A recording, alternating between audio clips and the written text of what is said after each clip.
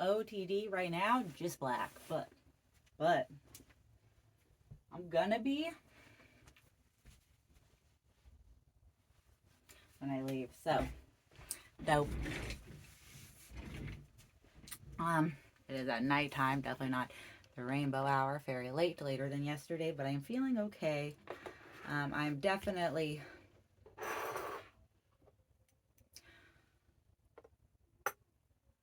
writing off like a sense of gratefulness for yesterday's memorial for Chris, where he got to meet his family, and I got to meet his mom, his dad, and uncle, his brother, as well as Danny, who was when Chris passed. I don't know if it matters. It's not. Well, it's in the news. Him and a friend drowned in the American River while fishing. But the family of the friend was there as well. And it was good for the comics to see the family. So like just how much his brother looked like him was insane. It was, I think, nice for the family to see how much he was loved and appreciated. And the feelings from that have kind of had me. I'm gonna wear different glasses today. Have kind of had me coming like writing a.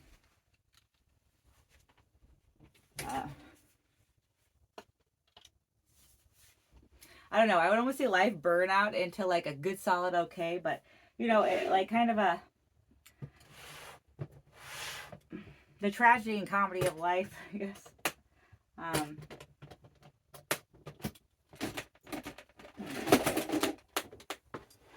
I think it's made me feel really appreciative for, again, like people that I've gotten to share my life with and I've gotten to meet, just like how impactful even like my short relationship as a friend, and even I like to say a little bit of a mentor with him was. Like, it was so brief, and the amount of joy that like his existence brought me, and the friendship is like just the value of human life is incredible, which is something when you're depressed. And I don't know, there's sometimes it hasn't brought me out of depression, but right now it is. And also made me really appreciate the Sacramento comedy scene, and just like, because we have very, I don't know if it's unique. So I've seen other scenes, and so I know it's not totally unique. But we are lucky in that we're a pretty big scene, and there's like a lot of comics of different stages, and a lot of the comics that are longer are they're very like open with information, and like honestly really kind to a lot of the younger comics. There's always sort of this idea of like when the homies come up, we all come up, so people are really ready and actually happy to like teach or share knowledge. And it's made for a really good community. And even actually last night, like Chris is, I think he was like getting probably close to his year birthday in comedy. Had already, like, Chris was an older comic than Deaf Puppies as an open to comedy club. Like when Deaf Puppies had opened, Chris had already been like doing comedy for like a few months, and like heavily, because like there is a thing with when you do open mics where you almost have to hit them all the time. So like this dude was, that's why it was weird not to see him 2 days in a row. That's why I was like on the second day of comedy spot, I was like, huh, where's Chris? But seriously, it's because I wanted to make fun of what he was wearing. Not really. I was like, what's Chris interviewing for like today? I was like, it was like a moment I felt lonely. I was like, that's someone whose face is always happy and makes my face less lonely. Like always, someone that helps me smile. But I don't know. I even mentioned it. Comics even answer. They're like, "Oh, he's probably visiting family." Like, and that totally makes sense for this time of year. So it made sense. Uh, oh dang it! I'm gonna have to watch back over this and remember where I was going. And I'm gonna be like, "Damn it!" I could pause the video, watch back, and then remember where I was going. Take that luxury that I rarely ever get, which is when I lose my train of thought, to like go back and look exactly what I was saying and probably figure it out. I have that luxury right now. You know what? For the authenticity of verbal autobiography, I'm not going to take it. But I am going to reserve the right to take it whenever I want to someday. Appreciate for the Sacramento comedy scene. because I would not have had the opportunities I've gotten to have in the like on the stages I've gotten to be on. Yeah, it's I mean, like just the fact that like Chris was already like on our like sack punchlines radar, like that's awesome. Like that's uh I do believe that when the homies come up, we all come up, and I think there might be an abundance in Sacramento. Again, of like a lot of comics, but they're very like there's not a lot of gatekeeping. So you know what happens is like the people who want to do it, who really love comedy, even if they're not like the best ones, but like there could be two people that start and one person doesn't really love it. They're kind of maybe they're trying out different things or they're using it for something different than what I think like I don't know, not totally in it maybe for the comedy. They will stop doing it as often. And those that like it, which is a lot of people, a lot of the ones that do start it, they already kind of know when they get there it's something that's for them. They stick. So because of the lack of gatekeeping, it makes for like a fertile ground, honestly, for jokes and writing. And um, we're not, we definitely have nights and things where it's not that we bomb, but we could use a bigger audience, and then nights where yeah we did bomb, but we I would say those would become rarer and rarer. That's like it's hard to lose Chris when we did because it was like he was about to enter a damn strong second year. It was like getting into hosting. It was again like I know he is at peace and he already was wiser I think than me at even his age, but even wiser now. It's almost like death is. That's why I reserve the right to cry when I need to and I feel like it because I woke up this morning crying just but not like bad just because he like deserved to be cried for. It's like that was a damn good existence. I'm missing out. I'm crying for myself because I don't get to see like his dope second year. Like I was gonna have fun with that. Like I was gonna be like, let me on your show, dude. I was like, it was gonna be a fun year. I like that's what it's on me. Like he's fine. He's like true peace, true like joy. I do believe, but I'm still here, and like he was something that brought me a lot of joy while here. So it's sad to have that not gone, to have that like no longer right at easy reach of just like I'd be seeing him tonight, like going out to the late night. Oh my God, Sunday. Hell yeah, he's gonna be there. He won't be drinking, but that is true. He's like always good about that. But he was about to be. I was also looking forward to that. I was gonna get hella crunk. I still am. Like I'm still gonna get hella crunk for him on his birthday. I do all the specials at Henry's. Nah. He was always yeah, that was cute. He'd just sneak him in for his jokes and sneak him out. And honestly, like even at the bar, my stuff, they loved him. Like we thought we were sneaking him in. They were like they loved him because they knew he wasn't like breaking rules. He just would go and do his jokes. He was always hella respectful. He was like raised well. It made sense. It was nice to meet his family. He was raised really well. It made sense. He always dressed well. Always gave good effort. Was always polite and kind. And funny. Genuinely fucking funny. And friendly, yeah. Friendly and funny and just it made sense. Like we lost a good one. One of my favorite jokes of last night are the comics that were like, how come it wasn't any of the rest of you? Like, was it the only one that really wasn't a piece of shit?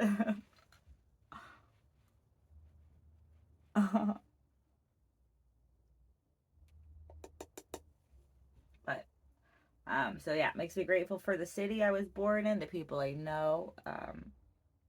So I will say, like I think sometimes the death is the hardest thing in life, and there is almost something like numbing to the point of okay that when I'm faced with it, where it's like, just like whoa, everything else is like that put into perspective things. Damn, sometimes I feel like that. Like I was a good person too when it like really reminds you put things in perspective. Really, like also definitely want to continue to create a, I don't know, almost, yeah, nurturing, or just like a good base for like when new comics come into the scene to man, Jose Asane, I'm going to mispronounce his name, Asaniega. Last night was he had shared, he was the one that gave Chris the list of the open mics, and I think that is just like that. Chris Green was the one who gave me the list of the open mics. It's such a special thing. Yeah, so I'm gonna go. Wait, am I gonna do eyeshadow? I'm not gonna do eyeshadow. I'm just gonna like do my eyelashes.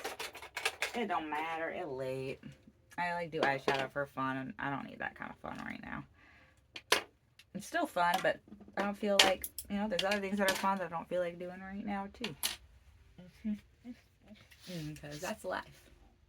If we don't always feel like doing everything, we have to also accept that our best is different, because people vary.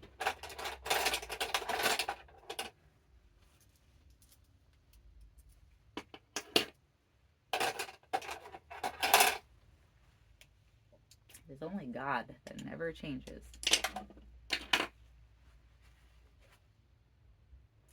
All right, so we were doing multiple choice. And we have your ideal vacation would be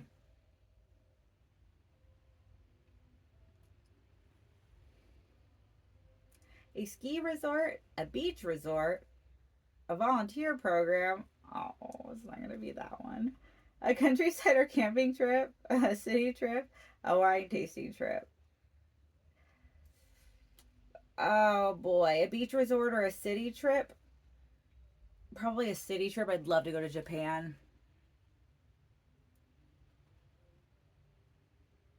All right. You think the smartest animal on earth is dolphin, whale, dog, monkey, or ape? All right, I'm gonna call it out for the homies, the dog. Not that I don't love all animals, but clearly people are dog's favorite animal. So I like to reciprocate. I'm gonna say dogs are the smartest. They've learned from us. All right. They've been hardcore buddies of man for years, for forevers. Since like the beginning. Dog right away was like, God, let me hang out with man. That's why dog got named backwards. Your fantasy career would be rock star, revered politician. I like how they say revered politician because, like, even then it mattered. Even whenever this book was written. The questions in this book. I think it was like 2012. I address that on a past verbal autobiography when I get pissed off at the book. I have to look back.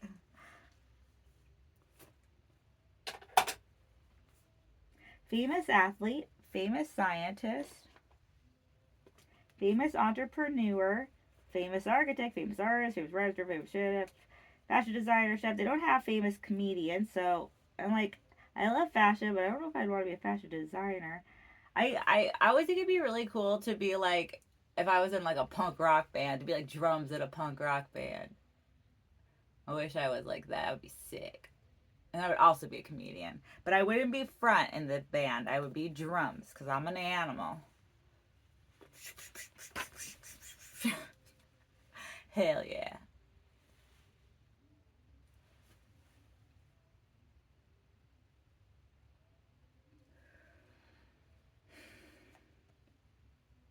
Sometimes I'm more ready to talk to people. Like yesterday, it was like I almost wasn't ready, but it ended up being so, like, I guess, like, just almost pre-thing jitters, but it was just so fucking beautiful, and it's really, really hard to lose a beautiful existence from this earth face. I totally no memories or everything, but it's really hard that I don't get, like, I have to remember. I don't just get to, like, seek them out and, like, get the smiles and stuff. Today I went to, list all the places you went to. Hella sad. Nowhere. The bathroom, the shower, the kitchen. There's some bomb soup in a thermos right now. It's soup season. This is my mistletoe.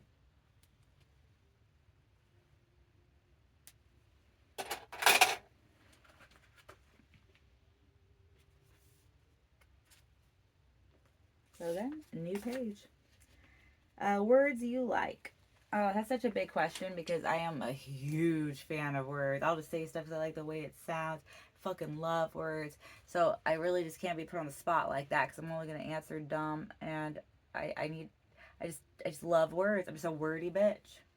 I love words. I love to read them. I love to write them. I love to think them. I love to speak them. I love mine and I love others. I love words.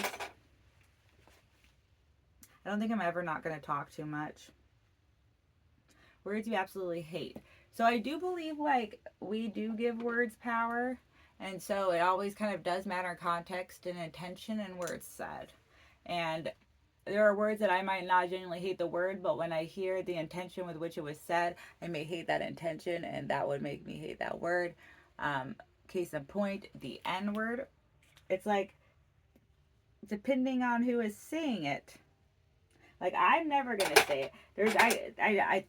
Man, how do they say it? I absolutely hate to hear some people say it because I can hear the bad intention. I could hear that it was meant to hurt and in an attempt to extract love from this world. And jokes on anyone trying to use any word for that. You cannot extract love from this world. Love can't be created or destroyed, but you can make it really damn hard for people to realize the love somewhere when you're acting like that. Using words with bad intention. Hatefully. The most attractive people you've known. Everyone I know is really good looking, I think. I think everyone I know has a really just fucking beautiful face. Even the ones that maybe I don't like them. I still love their face.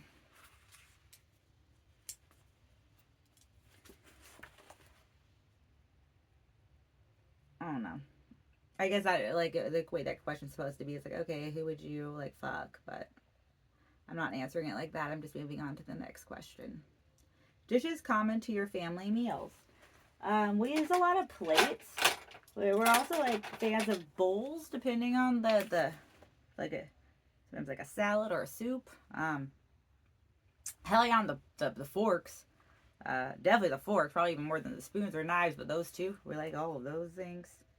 Pretty commonly used. We all can use chopsticks, and again, depending on the dish, but not so commonly used. It's like fuzzy.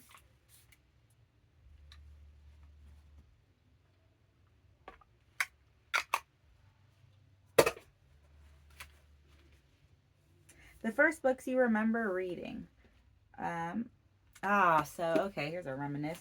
While I clean my glasses. When I was a kid, it took me a really long time to learn how to read. But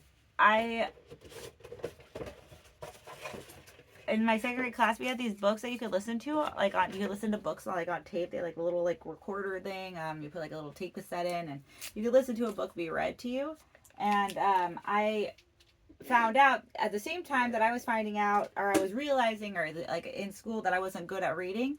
I on my own was realizing that I was good at memorizing. So I would listen, and then I memorized a book, and like honestly, I also just really liked to be read to. So like I didn't, and I had certain books that I would want to listen to like every fucking time too. So it'd almost be like that's how I would accidentally memorize them. So that's how I was realizing I could memorize. Well, then one day my mom brought home one of the books that I had memorized from listening to them, and so I just started to and I even knew the page turns because they'd have the page turns in the cassette tape. And then she thought it was a miracle, and I just started to learn to read. But actually, it was that I still was struggling to read, but I was a damn good memorizer. But this Cali week good, and I killed a lot of brain cells between second grade and now.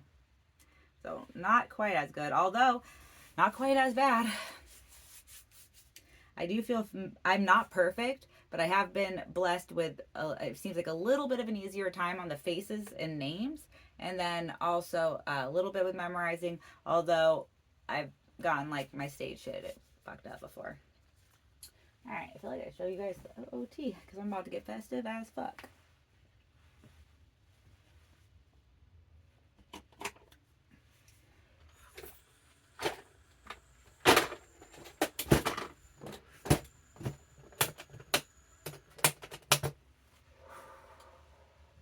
Hell yeah, verbal autobiography, vaping through depression. Also, loving through depression. And on that note, thank you guys for living, especially if you're surviving depression. And thank you for loving. It is truly the purpose of being alive. And one of the ways you can love yourself is, doing things you love. Creating doesn't necessarily have to be the arts that people immediately think of, like art or music or even comedy, but like creating could even be in like creating a nice home, creating a family, the garden, anything. So stay creative, cunts.